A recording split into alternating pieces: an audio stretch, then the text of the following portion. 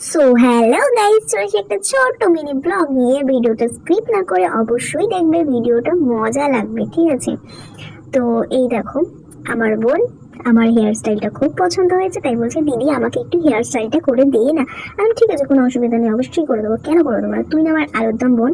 আর এই দেখো, এটা আমার ক্যামেরাম্যান।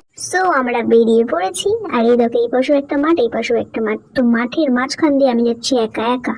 আসলে না, আমি যাচ্ছি একা একা। ও মাই গড, এই দেখো আমার পেছনে কত মানুষজন, কত বুনু। আমার দেখেছো, আমার অনেকগুলো বুনু। যে আমার বর হবে না, সে অনেক শালি পাবে। অবশেষে এত দূর পথ অতিক্রম করে নেমন্ত্রণ বাড়ি চোখে পড়েছে, কিন্তু দুঃখের কথা, এইটা আমাদের নেমন্ত্রণ বাড়ি না।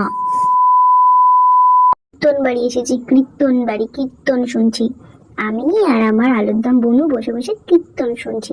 তো কীর্তন শুনতে শুনতে একটু চাটা খেয়ে নিলাম। আর এগুলো কি ফল, তোমরা যদি কেউ বলতে পারো তাহলে অবশ্যই কমেন্ট করে জানিও। আর ওর এই ফুলের গন্ধটা এত ভালো লেগেছে, নাকের মধ্যে ঢুকে নিতে।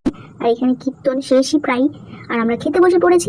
এই দেখো, আর এই বাচ্চাটাকে দেখো, কত সুন্দর কিউটি না, কত ভালো বসে আছে চুপচাপ। আমাদের খেতে দিয়ে দিয়েছে প্রসাদ। তো যাই হোক, খেয়ে নি, ঠিক আছে? তারপরে গল্প করলে যাই হোক, খাওয়া হয়ে গিয়েছে। এই দেখো, আমরা বেরিয়ে পড়েছি বাড়ি যাওয়ার উদ্দেশ্যে। আর রাস্তায় যেতে দেখি এরা হচ্ছে ক্রিকেট খেলছে, মাঠে জায়গা দেয়নি, এই জন্য বড় প্লেয়ার সব। যাই হোক, হলো ভিডিওটা এখানে এন্ড করলাম। তো চলো, টাটা, গুড নাইট।